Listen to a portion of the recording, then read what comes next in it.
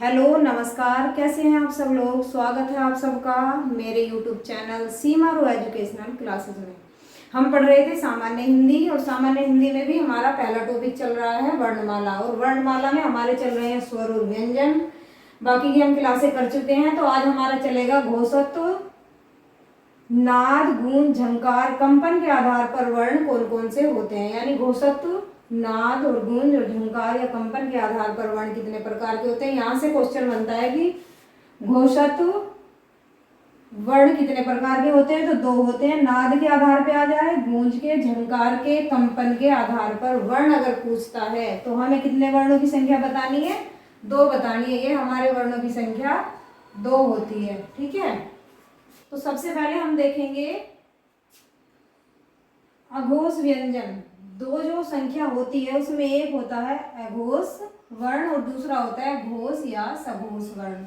ये दो होते हैं। अगर इनके नाम पूछता है तो कौन से होते हैं, अघोष वर्ण और घोष या सघोष वर्ण। दोनों का मतलब एक ही होता है। परिभाषा देखेंगे, इन ध्वनियों के उच्चारण में स्वर तंत्रियों में कंपन नहीं होता है। यानी जो स्वर तंत्रियां होती हैं, जो हम स्वर या व्यंजन उच्चारित करते हैं, उनमें कंपन नहीं होता है।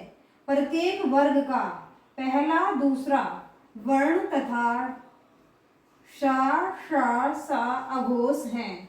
कौन से हैं, अघोष वर्ण है। एक बार देखेंगे परिभाषा और, इन ध्वनियों के उच्चारण में स्वर तंत्रियों में कंपन नहीं होता है। प्रत्येक वर्ग का पहला दूसरा वर्ण तथा श अघोष हैं, यानी अघोष वर्ण होते हैं।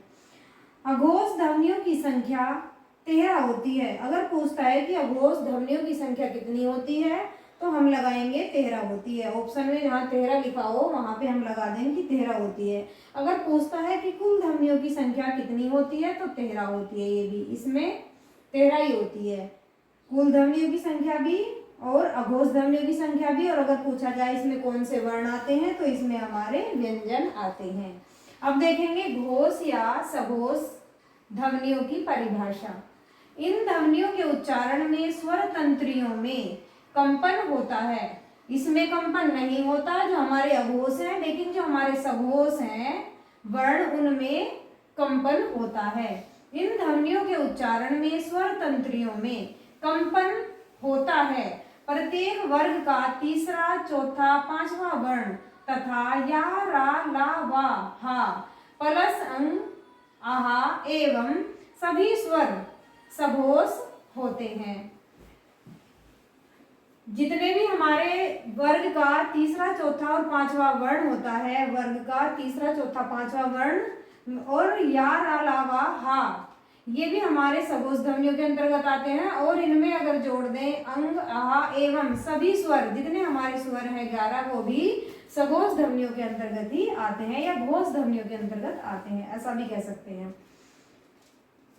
घोष सघोष ध्वनियों की संख्या 20 व्यंजन होते हैं। अगर बात करें इनकी संख्या के बारे में तो इसमें घोष या सघोष ध्वनियों की संख्या में 20 व्यंजन होते हैं, प्लस अनुस्वार, जो ऐसी बिंदी होती है उसे अनुस्वार बोलते हैं, और प्लस विसर्ग, जिसमें ऐसा हम लगाते हैं दो बाद की बिंदियां।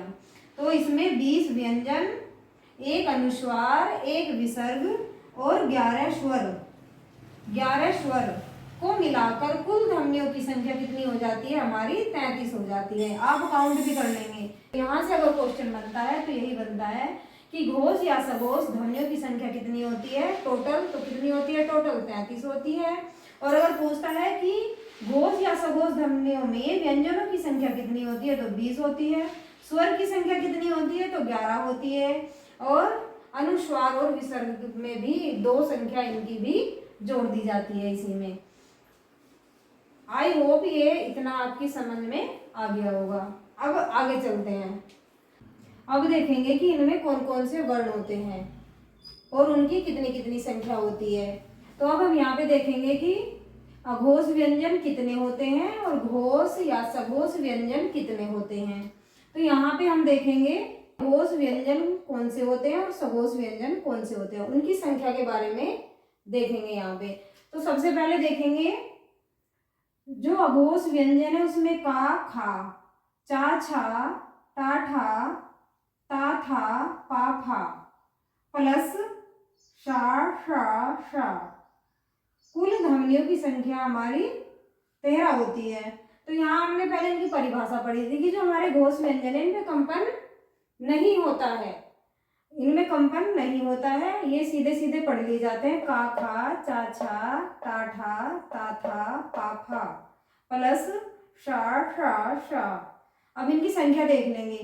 का खा 2 होती है इनकी संख्या, चा छा इनकी भी 2 होती है, टा ठा इनकी भी 2 संख्या होती है, ता था इनकी भी 2, पा फा इनकी भी 2 होती है, और शा शा सा ये कितने होते हैं? 3 होते हैं। तो अब इन तीनों को जोड़ लेंगे, मतलब इन सब को अब जोड़ लेंगे तो इनकी संख्या, कुल ध्वनियों की संख्या कितनी हो गई? 13 हो जाती है। अगर पूछता है अघोष व्यंजन ध्वनियों की संख्या को कितनी है या अघोष व्यंजनों की संख्या कितनी है, तो हम 13 लगाएंगे। अब यहाँ पे देखेंगे घोष या सघोष व्यंजन कौन कौन से होते हैं, ठीक है। यानी वर्ग का तीसरा, चौथा, पांचवा वर्ण इसके अंतर्गत आता है। गा घा अंगा 3 होते हैं, जा झा इया इनकी भी संख्या 3 होती है, डा ढा ना इनकी भी 3 होती है संख्या, दा धा ना इनकी भी संख्या 3 होती है। घोष या सघोष व्यंजनों की संख्या कौन कौन सी होती है? गा घा अंगा, जा झा इया, ता ठा ना, दा ढा ना, बा भा मा ये 3 व्यंजन लिए गए हैं। यारा लावा हा ये अंतस्थ और ये एक ऊष्म लिया गया है। 2 अनुस्वार और विसर्ग लिए गए हैं, और सभी स्वर यानी 11 के 11 स्वर भी घोष या सघोष ध्वनियों के अंतर्गत आते हैं। ये आपका टॉपिक यहाँ पे खत्म हो जाता है। आई होप आपकी ये सब समझ में आ गया होगा। इसे अपनी कॉपी में नोट डाउन कर लेंगे।